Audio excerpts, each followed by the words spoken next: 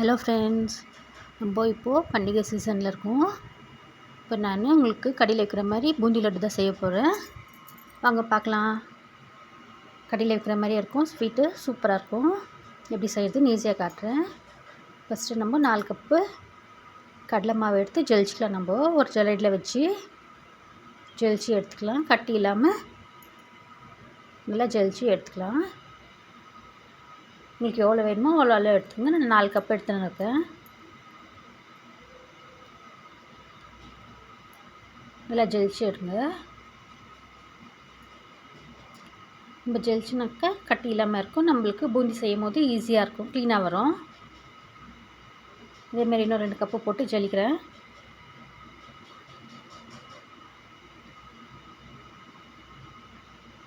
ஜலிச்சிட்டு வரைக்கும் நம்ம ஒரு 1/2 ஸ்பூனு சோடா உப்பு போட்டுக்கலாம்.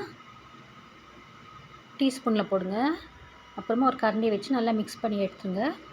மிக்ஸ் பண்ணிட்டு நம்மளுக்கு எவ்வளோ தண்ணி வேணுமோ அவ்வளோ தண்ணி ஊற்றி மிக்ஸ் பண்ணிக்கலாம். ஃபஸ்ட்டு கொஞ்சமாக விட்டு மிக்ஸ் பண்ணுங்கள், கொஞ்சம் கெட்டியாக இருக்கட்டும். அதுக்கப்புறமா கொஞ்சம் பத்தலைன்னா நம்ம மிக்ஸ் பண்ணிக்கலாம். அப்போ தான் பூந்தி ஊடுறதுக்கு நம்மளுக்கு சரியாக இருக்கும். தண்ணி ஆயிடுச்சுனாக்கா பூந்தி வராது க்ளீனாக.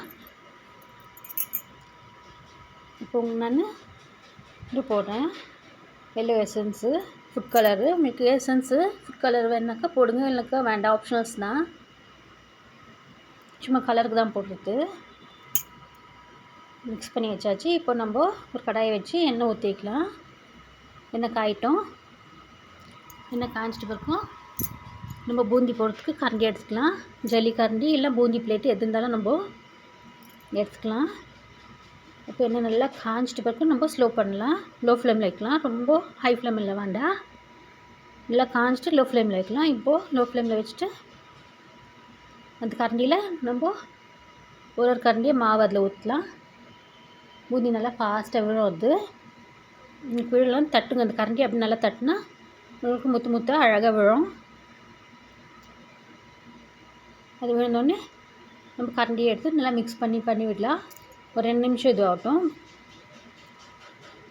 லோ ஃப்ளேமில் தான் வச்சு இது பண்ணணும், இல்லைனாக்கா தீஞ்சிடும், இல்லை உள்ளே வேகாது. அதுக்கு 2 சைடு நம்ம திருப்பி போடலாம். நல்லா திருப்பி போட்டு கோல்டன் ப்ரௌன் ஆச்சுனாக்கா நம்ம எடுத்துடலாம். 1 நிமிஷத்துலேயே அது வெந்துடும். எல்லாம் க்ளீனாக எடுத்துருங்க. எடுத்துகிட்டு நம்ம நெக்ஸ்ட் பேட்ச் போடலாம்.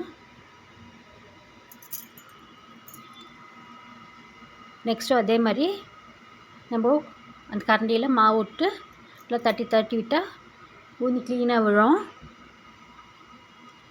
முத்தாக நல்லா பூந்தி நல்லா க்ளீனாக வரும். அதே மாதிரி எல்லா மாவுலையும் போட்டு ரெடி பண்ணி எடுத்துக்கலாம். நம்ம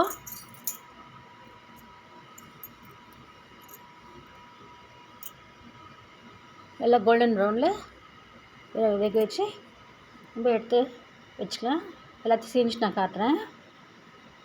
நல்லா 2 சைடு திருப்பி போட்டு வேக வச்சு எடுக்கணும்.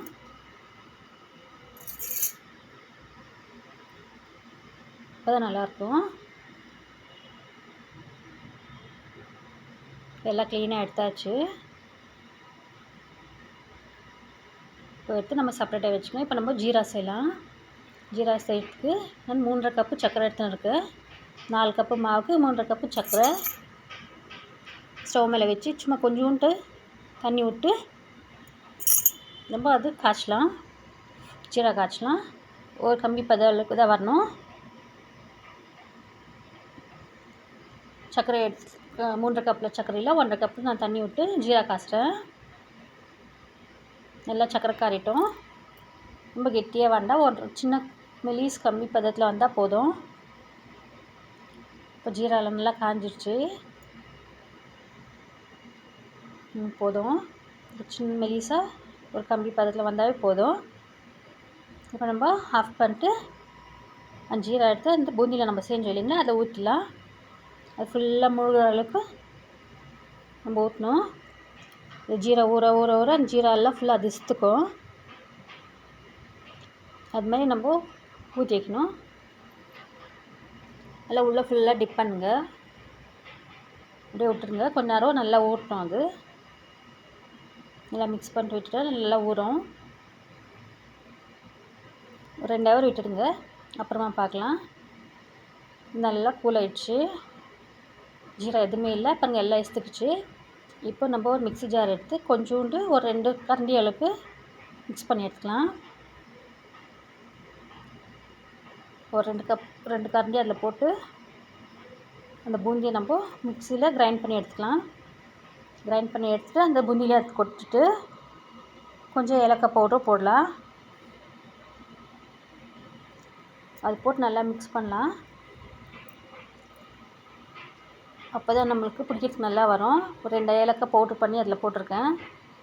அதுக்கப்புறமா ஒரு தாளிக்கிற கரண்டியில் ஒரு 2 கரண்டி நெய், கொஞ்சம் நெய் ஜாஸ்தியாக விட்டுங்க பரவாயில்ல. நெய் 2 கரண்டி நெய் விட்டுருக்கேன். அதுக்கப்புறமா திராட்சை, காஞ்ச திராட்சை, அதுக்கப்புறம் முந்திரி, கட் பண்ணி வச்சுருக்க முந்திரி போட்டு நல்லா மிக்ஸ் பண்ணுங்கள். நல்லா பொன்னிறமாக வந்தோடனே அதில் பூந்தியிலே போட்டு நல்லா மிக்ஸ் பண்ணிவிடுங்க. அது கொஞ்சம் ஆறிட்டு வரைக்கும் நம்ம கையில் பிடிக்கலாம். ஃபஸ்ட்டு கரண்டியில் மிக்ஸ் பண்ணிவிட்டு அப்புறமா கொஞ்ச நேரம் விட்டுட்டு நம்ம கையில் உருண்டை பண்ணி பிடிச்சி எடுக்கலாம். உங்களுக்கு ஃபஸ்ட்டு அது இலக்கமாக தான் இருக்கும். கொஞ்சம் ஆறிட்டு வரைக்கும் உங்களுக்கு நல்லா கரெக்டான பதத்தில் வரும். இப்போ நான் பிடிக்கிறேன் பாருங்கள். உங்களுக்கு 2 கையில் பார்த்து உங்களுக்கு எந்த சைஸ் வேணுமோ அது உருண்டை பண்ணுங்கள். கடைகளில் விற்கிற மாதிரி உங்களுக்கு பூந்தி லட்டு ரெடி. சாப்பிட்டு பாருங்கள், சூப்பராக இருக்கும். பண்டிகைக்கு வீட்டிலே செஞ்சு நீங்கள் பண்டிகை கொண்டாடுங்க. இந்த வீடியோ பிடிச்சிருந்து லைக்